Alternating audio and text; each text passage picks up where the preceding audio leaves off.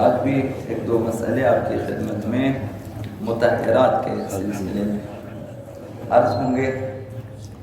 جیسا کہ عرض کیا کہ 10-11 چیزیں نجس العین ہیں، اور انہی 10-11 چیزوں سے دنیا میں کوئی بھی چیز اگر نجس ہوتی ہے ان کی وجہ سے نجس ہوتی ہے۔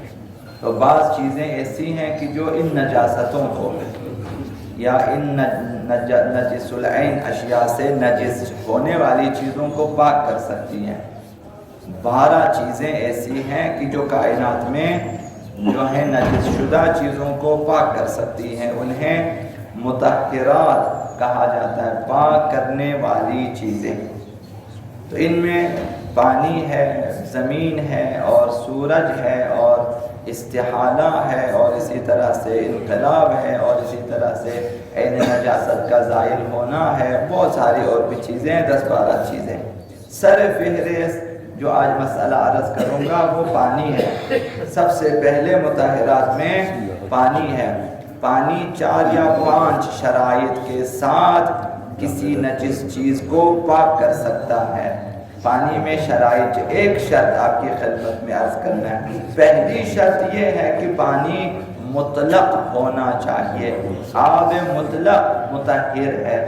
پاک کرنے والا پانی وہ ہے جو مطلق ہو، یعنی مضاف نہ ہو۔ اگر پانی مضاف ہے تو پھر وہ نہ وضو کے لیے مناسب ہے، اور نہ غسل اس سے ہو سکتا ہے، اور نہ نجس چیزوں کو پاک کر سکتا ہے، نہ نجس لباس کو۔ تو مضاف نہیں ہونا چاہیے۔ مضاف ایسے پانی کو کہا جاتا ہے جو خالص پانی نہ ہو۔ جب خالص نہ ہو تو مضاف ہے۔ اب ممکن ہے کہ اس میں آپ نے رنگ ملا دیا، وہ مخلوط ہو گیا، مضاف ہے۔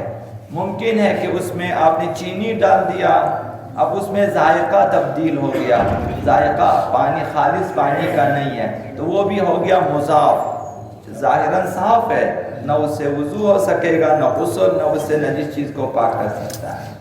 یا اس میں مٹی ملا دیا، وہ مٹیالہ پانی ہے، تب بھی وہ پانی مضاف ہے۔ یا کسی چیز سے اس کا رس نکالا ہوا ہے، سیب کا، انگور کا، خربوزے کا، گلاب کا عرق ہے، عرق گلاب ہے، ظاہراً صاف و شفاف ہے، لیکن وہ عرق گلاب ہے، وہ مضاف ہے، آب مضاف۔ تو انگور کا پانی، سیب کا رس، اور اسی طرح سے خربوزے وغیرہ کا، تو یہ تمام پانی جو ظاہراً صاف و شفاف نظر آئے گا لیکن مضاف ہے۔ جب مضاف ہے تو اس سے وضو باطل ہے، اور اس سے غسل بھی باطل ہے۔ لہذا مضاف پانی سے وضو کرنا اور غسل کرنا باطل ہے۔ اب اس میں ممکن ہے کہ آپ کہیں کہ بھئی اس ایک بندے کو پتہ نہیں تھا، اس نے مضاف پانی سے وضو کیا ہے اور نمازیں پڑھی ہیں، یا اس نے مضاف پانی سے غسل کیا ہے، اسے پتہ نہیں تھا، ٹینکی کا پانی مضاف ہو چکا تھا، اس نے اندیکھے بغیر دیکھے غسل کیا کہ وہ پانی مضاف ہو چکا تھا، کسی طرح سے اس سے غسل کیا یا اس سے وضو کیا۔